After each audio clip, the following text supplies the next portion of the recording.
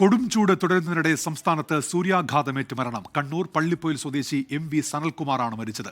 മലപ്പുറം വണ്ടൂരിൽ 4 വയസ്സുകാരിക്കും കോഴിക്കോട് വളയത്ത് അങ്കണവാടി അധ്യാപികയ്ക്കും ജോലിക്കിടെ സൂര്യാതപമേറ്റു. കൊല്ലം, തൃശൂർ, പാലക്കാട് ജില്ലകളിൽ ഇന്നും നാളെയും ഉഷ്ണതരംഗത്തിന് സാധ്യതയെന്ന് കേന്ദ്ര കാലാവസ്ഥാ വകുപ്പിന്റെ മുന്നറിയിപ്പ്. സംസ്ഥാനത്തെ വൈദ്യുതി ഉപഭോഗത്തിലും വൻ വർധന. കൊടും ചൂട് തുടരുന്നതിനിടെ സംസ്ഥാനത്ത് അത്യാഹിതങ്ങളും. കണ്ണൂരിൽ സൂര്യാഘാതമേറ്റ് 37 വയസ്സുകാരൻ പള്ളിപ്പൊയിൽ സ്വദേശി MV സനൽകുമാർ മരിച്ചു. കഴിഞ്ഞ ദിവസം കിണർ കുഴിക്കുന്നതിനിടെ ശാരീരിക അസ്വാസ്ഥ്യം അനുഭവപ്പെട്ടിരുന്നു. മലപ്പുറം വണ്ടൂരിൽ വീട്ടുമുറ്റത്ത് കളിക്കുകയായിരുന്ന 4 വയസ്സുകാരി ഇസ ജോണിന് സൂര്യാതപമേറ്റു.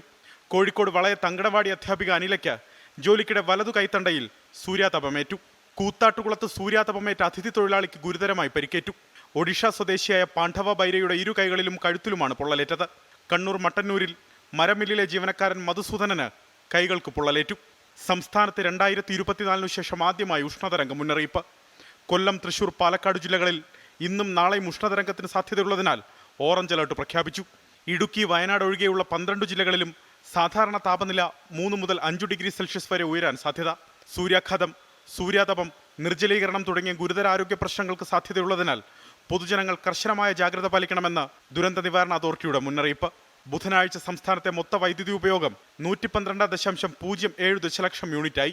വേനൽ മഴ ലഭിച്ചില്ലെങ്കിൽ വൈദ്യുതി ഉൽപ്പാദനം പ്രതിസന്ധിയിലേക്ക് നീങ്ങും. സംസ്ഥാനത്ത് തിങ്കളാഴ്ച വരെ ഒറ്റപ്പെട്ട ഇടങ്ങളിൽ ഇടിമിന്നലോടുകൂടിയ വേനൽ മഴയ്ക്ക് സാധ്യതയുണ്ടെന്ന് കേന്ദ്ര കാലാവസ്ഥാ വകുപ്പ് അറിയിച്ചു. വിവിധ ബ്യൂറോകൾക്കൊപ്പം 24 തിരുവനന്തപുരം.